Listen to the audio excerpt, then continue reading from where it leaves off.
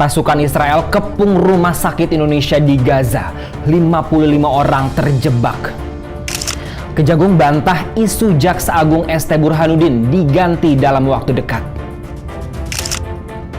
Kerusuhan di Lampung Tengah. 3 bangunan dan 15 kendaraan dibakar hingga dirusak massa.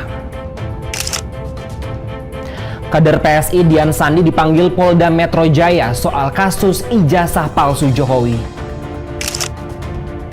Gubernur Jawa Barat Deddy Mulyadi datangi gedung KPK. Kapolri janji selidiki grup Facebook Fantasi Sedarah. Ex-Menteri Kesehatan Siti Fadila Supari tegaskan Indonesia tak butuh vaksin TBC Bill Gates. Bersama saya Muhammad Soekardi, inilah berita-berita headline iNews ID hari ini. Pasukan Israel merobohkan tembok Rumah Sakit Indonesia di Gaza. Rumah Sakit Indonesia merupakan satu-satunya fasilitas kesehatan yang beroperasi di Gaza Utara sebelum diserang oleh pasukan Zionis sejak Minggu kemarin. Al Jazeera melaporkan sedikitnya 55 orang masih terjebak di dalam bangunan Rumah Sakit Indonesia, termasuk 4 dokter dan 8 perawat. Sebagian besar pasien dan staf medis sudah dievakuasi sejak minggu lalu. Namun ada beberapa pasien yang masih bertahan karena kondisi mereka tak memungkinkan untuk dipindahkan. Pasukan Israel menyerbu pintu gerbang rumah sakit. Setelah itu, bulldozer merobohkan tembok utara. Suara tembakan dari persenjataan ringan hingga berat juga terdengar di sekitar rumah sakit. Munir Al-Burs, Dirjen Kementerian Kesehatan Palestina di Gaza, mengatakan pesawat militer Israel menembak seorang pasien di dalam rumah sakit Indonesia. Serangan itu dilakukan tanpa memberikan peringatan sebelumnya. Militer Israel juga menembaki fasilitas unit perawatan intensif atau ICU rumah sakit. Direktur Rumah Sakit Indonesia mengatakan pasukan Israel sebelumnya memaksa untuk menutup rumah sakit. Namun para petugas medis bertahan dengan alasan penutupan Rumah Sakit Indonesia berarti tidak ada lagi fasilitas medis yang beroperasi di Gaza Utara. Sementara Israel terus mengintensifkan serangan. Isu pergantian Jaksa Agung ST Burhanuddin mencuat di media sosial dan menimbulkan spekulasi publik. Menanggapi hal tersebut, Kejaksaan Agung memberikan klarifikasi tegas.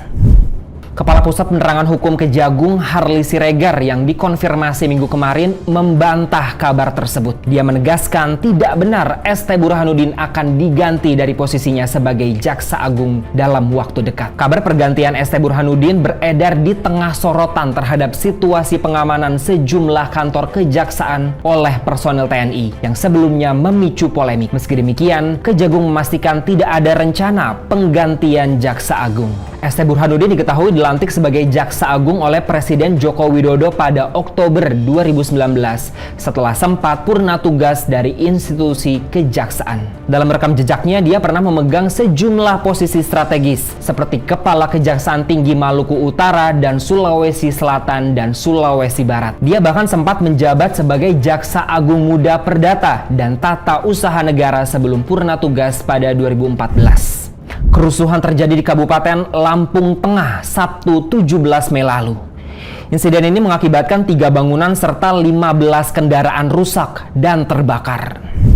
Kabid Humas Polda Lampung Kombes Pol Yuni Iswandari Yuyun mengatakan kerusuhan ini dipicu kemarahan massa setelah seorang warga tewas yang diduga dibunuh sepupu lurah setempat. Data dari Polres Lampung Tengah mencatat kerusakan mencakup 2 rumah dan 1 ruko yang dibakar massa. Selain itu 4 motor dibakar dan 1 lainnya dirusak. Kemudian 3 mobil dibakar, 5 dirusak dan 2 unit mobil lainnya diceburkan ke kolam. Rumah dan ruko serta puluhan kendaraan tersebut merupakan milik lurah setempat yang dirusak massa.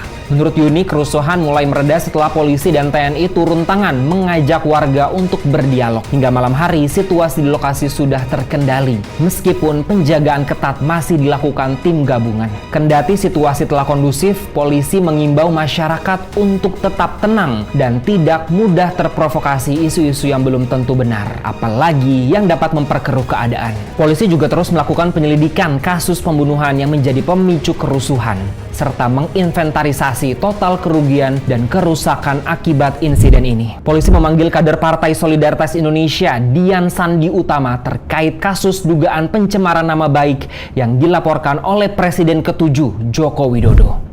Dian dipanggil sebagai saksi berkaitan dengan tudingan ijazah palsu Jokowi. Dian diketahui pernah mengunggah foto ijazah Jokowi yang diklaimnya asli. Kabid Humas Polda Metro Jaya Kombes Ade Arisham Indradi mengatakan berdasarkan jadwal Dian Sandi diminta hadir pada pukul 10 untuk pemeriksaan klarifikasi. Sebelumnya pakar telematika Roy Suryo diperiksa Polda Metro Jaya terkait kasus ini pada Kamis 15 Mei lalu. Dia sempat menolak menjawab saat diperiksa polisi terkait tudingan ijazah palsu Jokowi. Roy Suryo mengaku mendapat pertanyaan yang tidak sesuai dengan surat panggilan pemeriksaan.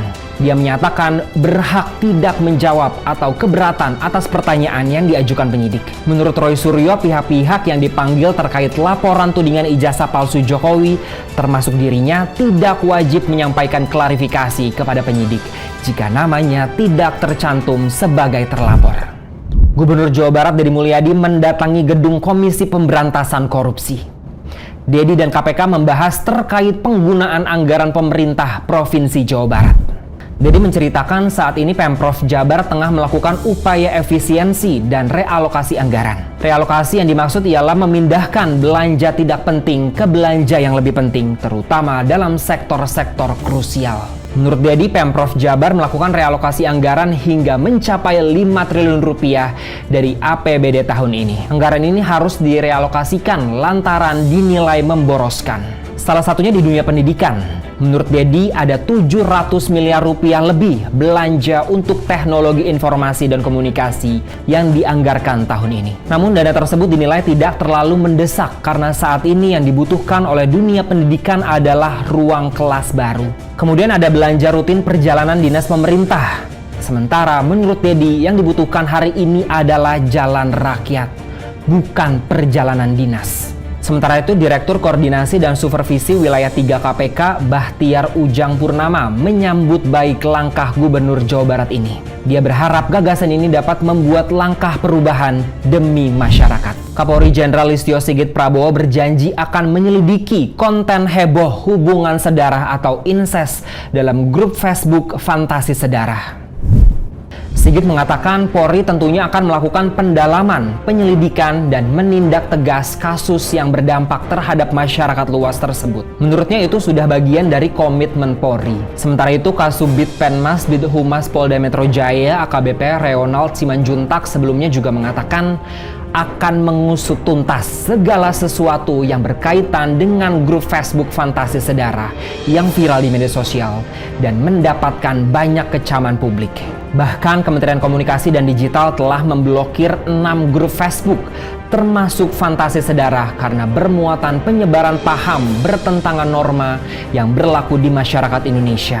Direktur Jenderal Pengawasan Ruang Digital Kementerian Komdigi Alexander Sabar menjelaskan langkah pemblokiran diambil sebagai upaya tegas negara dalam melindungi anak-anak dari konten digital yang berpotensi merusak perkembangan mental dan emosional mereka. Alexander menegaskan konten dalam grup tersebut merupakan pelanggaran serius terhadap hak anak. Mantan Menteri Kesehatan Siti Fadila Supari menilai Indonesia tidak membutuhkan vaksin tuberkulosis yang tengah dikembangkan Yayasan Gates Foundation milik Bill Gates.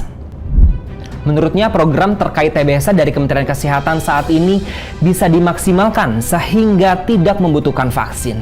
Diketahui Kementerian Kesehatan memiliki program Desa Siaga TBC. Program tersebut telah resmi diluncurkan Kemenkes pada 9 Mei 2025 lalu. Siti menyatakan program tersebut akan lebih sempurna jika ditambahkan dengan pemberian makanan bergizi bagi para pasien TBC. Selain itu, lingkungan mereka juga perlu diperbaiki. Sebelumnya, Menteri Kesehatan Budi Gunadi Sadikin memastikan uji klinis vaksin TBC di Indonesia yang dikembangkan Yayasan Gates Foundation telah sesuai protokol. Menkes mengungkapkan pengujian dilakukan untuk mengetahui cocok atau tidaknya vaksin tersebut dengan genetik masyarakat Indonesia. Budi menjelaskan uji klinis vaksin TBC sudah dilakukan beberapa tahap dari mulai fase 1 dan fase 2. Sementara tahap 3 itu biasa dipakai di beberapa negara seluruh dunia untuk mengetahui apakah cocok atau tidak dengan orang Indonesia. Menurut Budi, jika nanti hasilnya tidak cocok, maka vaksinnya masih bisa diperbaiki sehingga bisa mengobati penderita TBC. Dia menegaskan uji klinis ini juga sudah ada standarnya dari Organisasi Kesehatan Dunia atau WHO. Demikianlah berita-berita headline iNews ID hari ini. iNews ID, cepat, terpercaya.